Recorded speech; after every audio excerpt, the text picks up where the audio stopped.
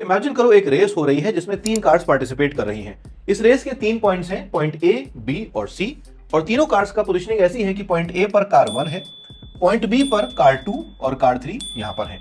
Race के rules ये कहते हैं कि हम रेस रिकॉर्ड करना शुरू करेंगे पॉइंट बी से, जब कार 1 यहां से मूव करके अपनी फुल स्पीड में पॉइंट बी को क्रॉस कर रही होगी, तब रेस रिकॉर्ड होना शुरू होगी। और उसी समय पॉइंट 2 पे जो कार है, कार नंबर 2, वो अपना इंजन स्टार्ट करेगी और मूव करेंगे, और कार नंबर 3 का ड्राइवर कार को धक्का लगाना शुरू करेगा, और जब कार 3 इस पॉइंट सी पर पहुंचेगी तब कार 3 का ड्राइवर उसे स्टार्ट करेगा और मूव करेगा। ये चीज क्लियर हो गई। अब इसमें बताओ कि कौन सी कार ऐसी है जिसका मोमेंटम सबसे ज्यादा होगा। तो आप कहेंगे कार 1 का, क्योंकि ये ऑलरेडी स्टार्ट है और अपनी फुल स्पीड में चल रही है। अच्छा, इसके बाद सेकंड कार कौन सी होगी जिसमें मोमेंटम होगा। तो आप कहेंगे कार 2, क्योंकि उसने पॉइंट बी पर स्टार्ट किया और उसके बाद मूव करना शुरू किया और पॉइंट सी तक आते आते उसमें भी बढ़िया मोमेंटम आने लगा। सबसे लास्ट वाली कार कौन सी होगी। आप कहेंगे कार 3, क्योंकि इसने पहले धक्का लगाया, उसके बाद इसने मोमेंटम पकड़ा, तब तक बाकी की दोनों जो कार्स थी वो ऑलरेडी अपने मूव में जा रही थी। अब इस चीज को हम ऑप्शंस पे भी रख सकते हैं, और ऑप्शंस की एक टर्मिनोलॉजी यहां पर मैं यूज कर रहा हूं जो आगे आपको क्लियर होगी। उसके हिसाब से कार 1 जो थी वो है इन द मनी, जो कार 2 है ये होगी एट द मनी जहां से रेस स्टार्ट हुई है, और ये कार 3 हो जाएगी आउट ऑफ द मनी।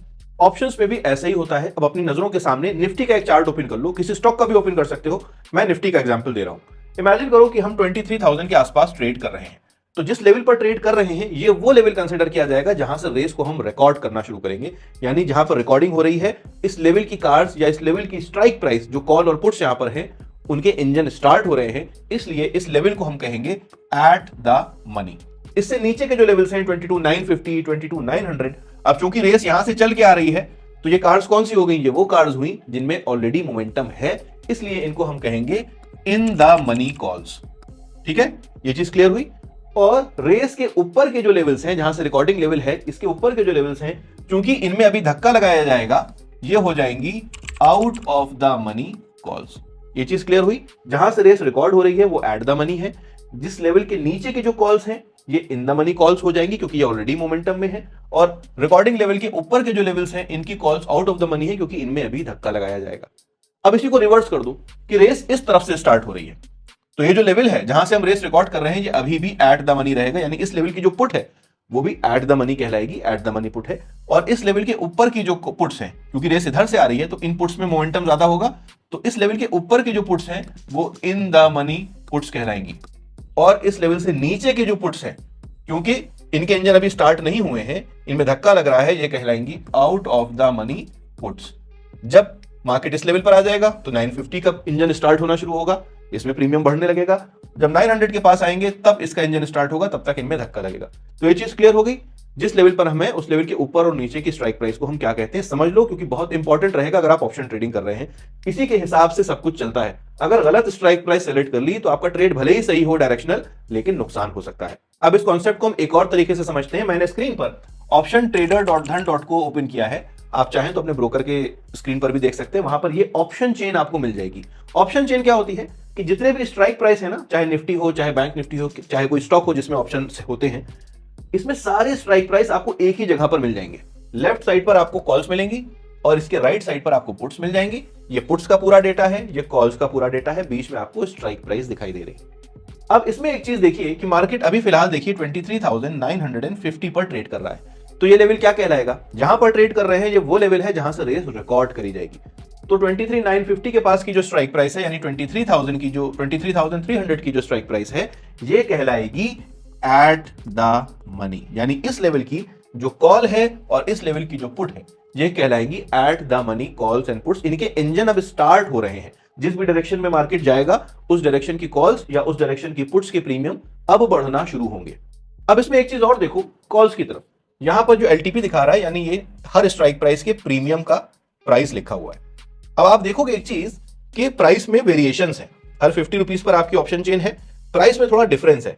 यानी जहां पर आप हैं उसका प्राइस फॉर एग्जांपल 213 रुपीज चल रहा है, और इसके पहले की जो स्ट्राइक प्राइस है 250, उसका 240, 200 उसका 260। यानी जैसे जैसे हम नीचे के लेवल्स पर जा रहे हैं, जिस तरफ से मार्केट आया है ऊपर की तरफ, उसकी स्ट्राइक प्राइस का पैसा जो है, जो कीमत है वो बढ़ी हुई है। और जैसे जैसे आगे के लेवल्स की तरफ जा रहे हैं 400, 450, 500, 550, देखो इनके प्रीमियम सस्ते होते चले जा रहे हैं। जिनमें मोमेंटम ज्यादा है इनमें प्रीमियम ज्यादा है, जिनमें मोमेंटम नहीं है यानी इन प्रीमियम्स में धक्का लग रहा है, ये कार सी है, इनमें प्रीमियम सस्ता रहेगा, धीरे धीरे धक्का लग के प्रीमियम बढ़ेगा। जब इस लेवल पर मार्केट आएगा तब इसका इंजन स्टार्ट होगा, जब मार्केट इस लेवल पर आएगा तब इसका इंजन स्टार्ट होगा।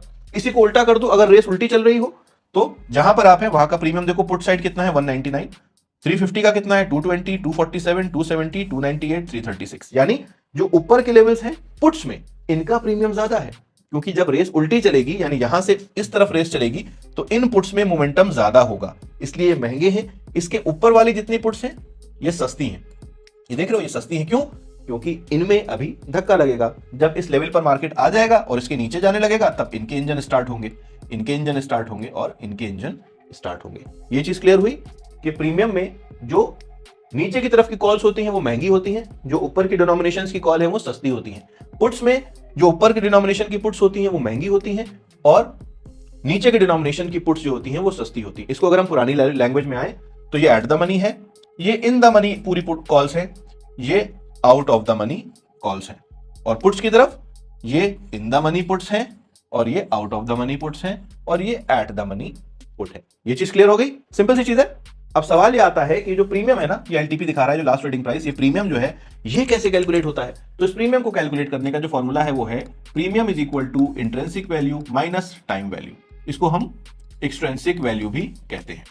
अब ये कहोगे भैया ये इंट्रिंसिक वैल्यू क्या बोला होती है, इसको कैसे कैलकुलेट करते हैं? तो इसको कैलकुलेट करने का सिंपल फंडा है कि इंट्रिंसिक वैल्यू किसी भी चीज की ओरिजिनल कीमत होती है, उसकी ओरिजिनल प्राइस होती है। इसको कैलकुलेट करने के लिए सिंपली आप जहां पर ट्रेड कर रहे हैं यानी रेस रिकॉर्ड करने का जो लेवल है वहां से आपकी जो भी स्ट्राइक प्राइस है जिसकी भी इंट्रिंसिक वैल्यू आपको चाहिए उसको माइनस कर दो। मुझे लगता है 23,250 की इंट्रिंसिक वैल्यू क्या होगी, तो 23,290 से इस लेवल को माइनस कर दो। कितना आया? 290 से 250 माइनस किया तो कितना वैल्यू आ गई?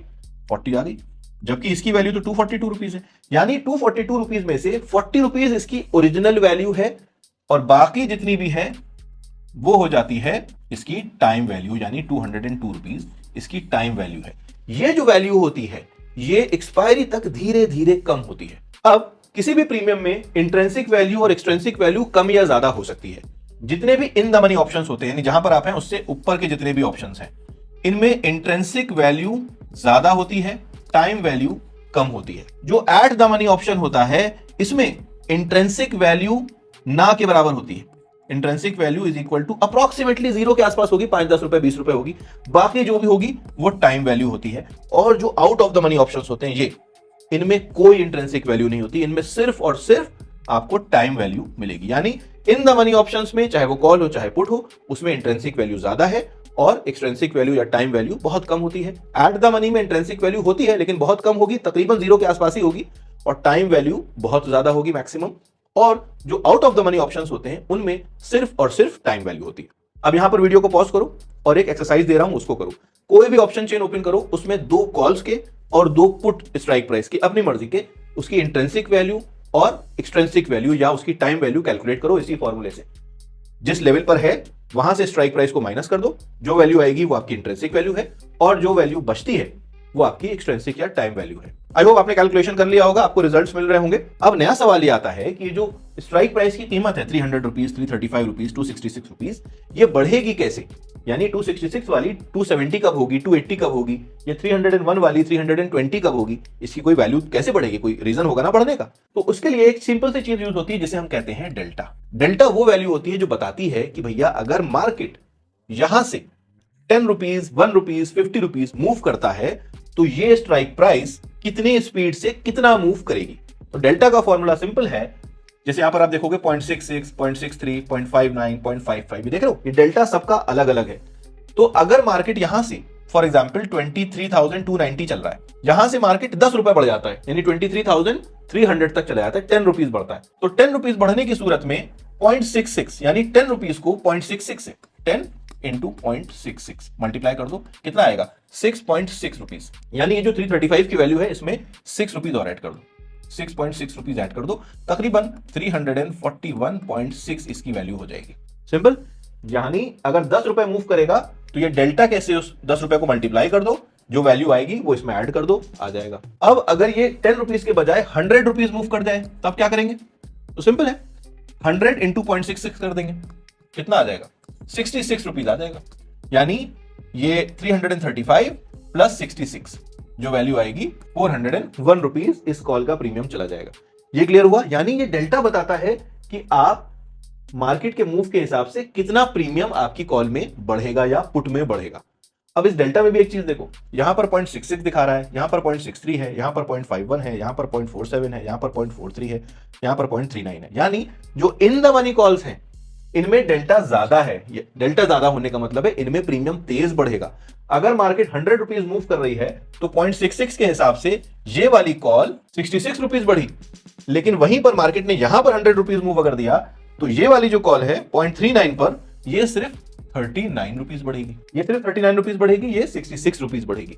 तो इस चीज को समझो कि डेल्टा जिसमें कम होगा उसमें मूवमेंट भी कम मिलेगा, डेल्टा जिसमें ज्यादा होगा उसमें मूवमेंट भी ज्यादा मिलेगा। इन द मनी ऑप्शंस में डेल्टा ज्यादा होता है, out of the money options में डेल्टा कम होता है। पुट्स में जो इन द मनी ऑप्शंस हैं उनमें डेल्टा ज्यादा है, और जैसे जैसे आप आउट ऑफ द मनी जा रहे हैं इनमें डेल्टा कम होता चला जा रहा है।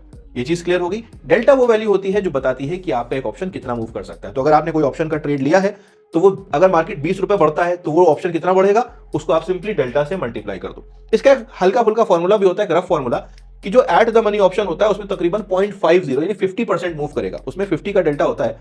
तो अगर एट द मनी ऑप्शन है तो मार्केट ने 10 रुपीज का मूव दिया तो 5 रुपए बढ़ेगा। जो इन द मनी ऑप्शन होता है वो मार्केट 10 रुपीज मूव करेगा तो 6.5 रुपए 7 रुपीज के आसपास मूव करेगा। और जो out of the money option होता है वो 4 रुपए 0.5 रुपीज 3 रुपए इस तरह से मूव करता है। तो इसको एक रफ कैलकुलेशन आप रख सकते हो।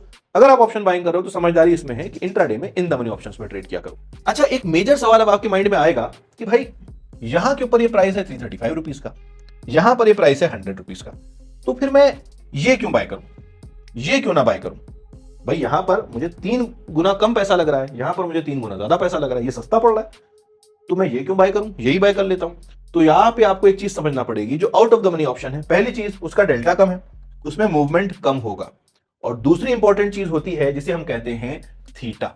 थीटा वो वैल्यू होती है जो ये बताती है कि भाई अगर आज मार्केट में जो भी मूवमेंट हो रहा है ये पर्टिकुलर ऑप्शन कितना पिघल जाएगा, इसका प्रीमियम कितना कम हो जाएगा। आपको पता है ना कि मार्केट एक्सपायरी तक आते आते प्रीमियम कम करता है, तो ये ऑप्शन कितना कम होगा, तो उसके लिए ये थीटा की वैल्यू को देखा जाता है। यानी अगर आज मार्केट यहीं खड़ा रहा, कहीं नहीं गया, 23,100 के आसपास या 23,290 के आसपास ही रहा, कहीं मूव नहीं किया, 10-20 रुपए ऊपर नीचे 50 रुपए करता रहा, तो ये ऑप्शन 335 रुपीज से घट के -25 चला जाएगा, यानी तकरीबन 305 रुपीज के आसपास इसका प्रीमियम रह जाएगा, 310 रुपीज के आसपास इसका प्रीमियम रह जाएगा। उसी तरह से अगर मार्केट कहीं मूव नहीं करता है तो 100 रुपीज का ये प्रीमियम घट के इसमें से 21 रुपीज कम हो जाएंगे।